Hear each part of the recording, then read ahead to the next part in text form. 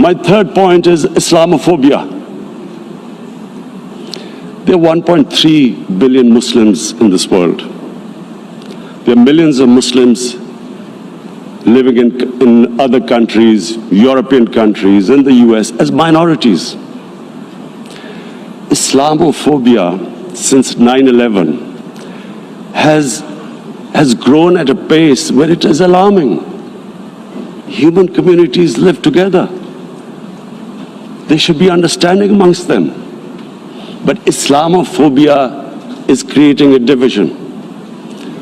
Muslim women wearing hijab, it's become an issue. It's become an issue in some countries. Hijab is some sort of a weapon. A woman can take off her clothes in countries, but she can't put on more clothes. How is this happening?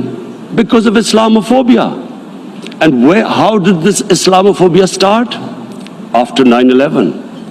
And why did it start? Because certain Western leaders equated terrorism with Islam.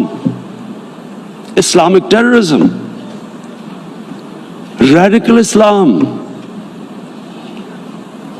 What is radical Islam? There is only one Islam, and that is the Islam we follow of Prophet Muhammad sallallahu alaihi wasallam. There is no other Islam.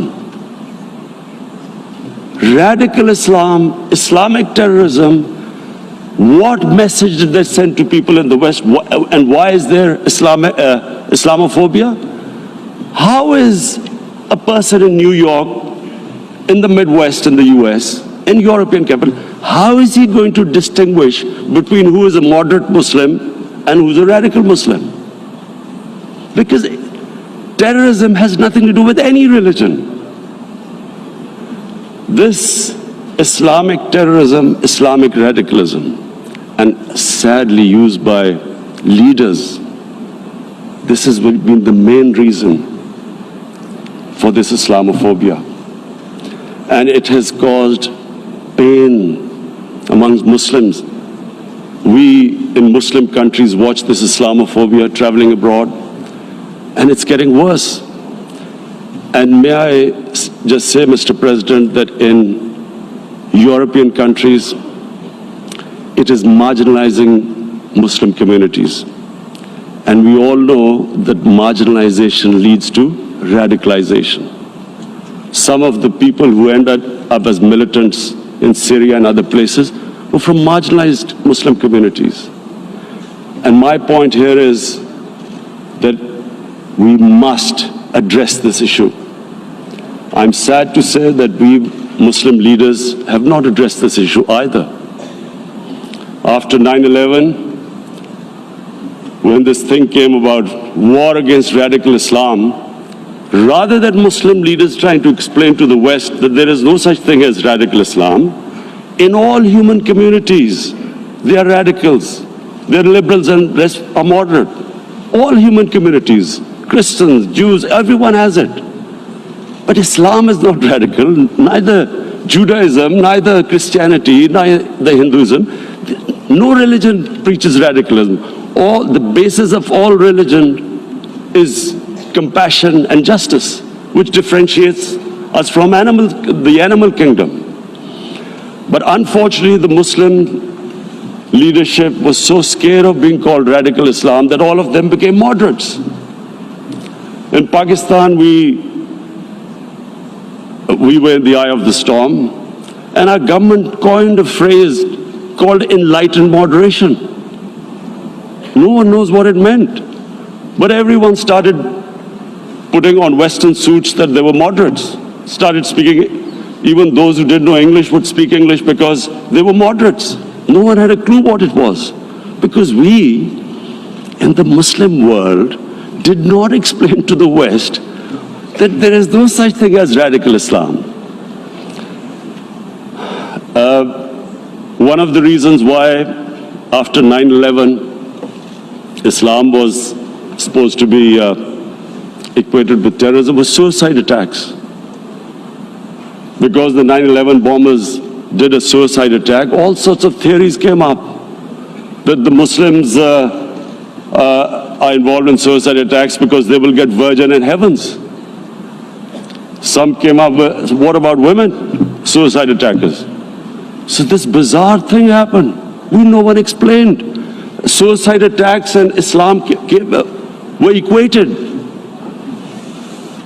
No one did research that before 9/11, the majority of suicide attacks in the world were by Tamil Tigers, who were Hindus. No one blamed Hinduism, and quite rightly. What has Hinduism got to do with what desperate people were doing in Sri Lanka? We all know about, we've seen films about Japanese kamikaze pilots at the end of the Second World War doing suicide attacks. No one blamed the religion. But here we were trying to prove we were moderates and not explaining to the West.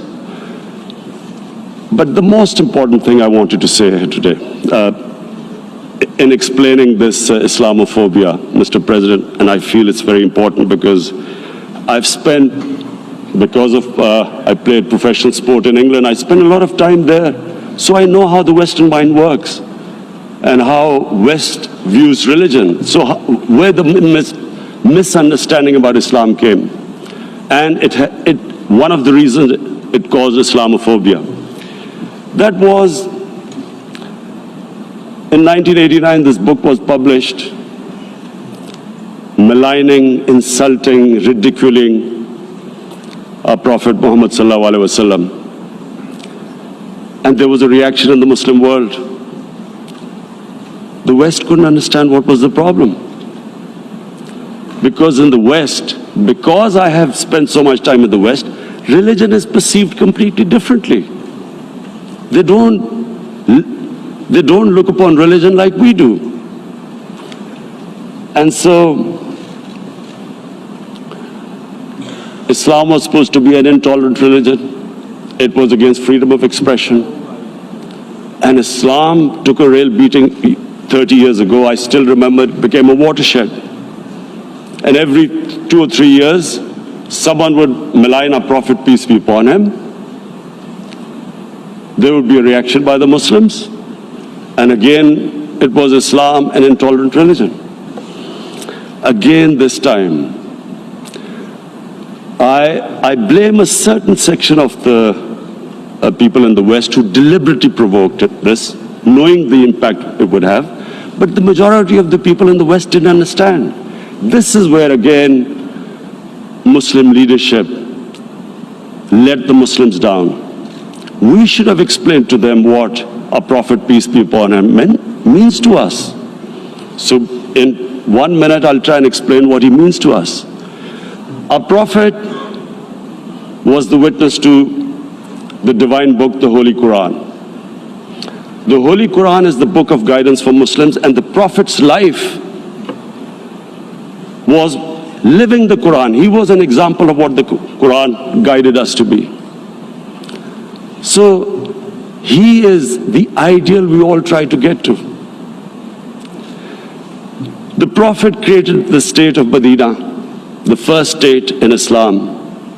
That state was the basis of a Muslim civilization which became the predominant civilization for the next 700 years. And what was that state? I hear such strange things about Islam, that it is against women, it's against minorities.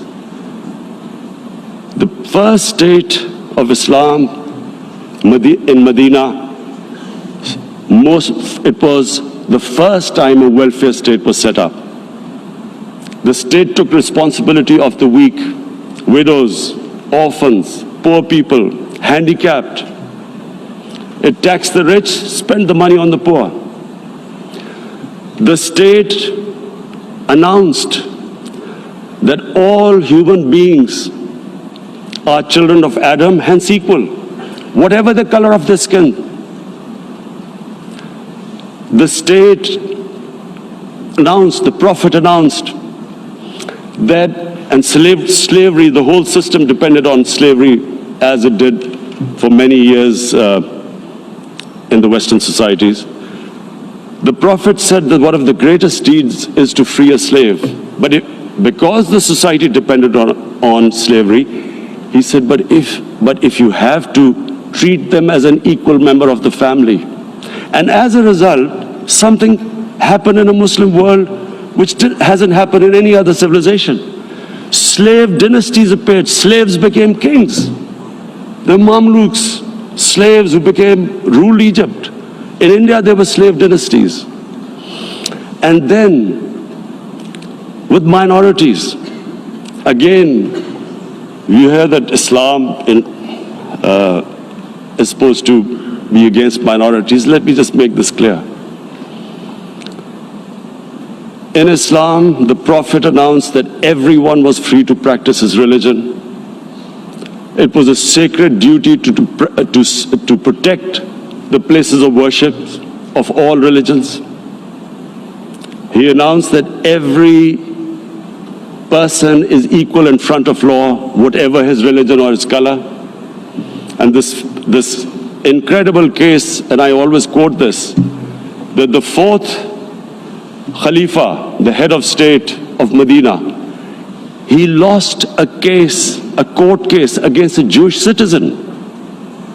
So, number one, it showed there was a rule of law, no one was above law.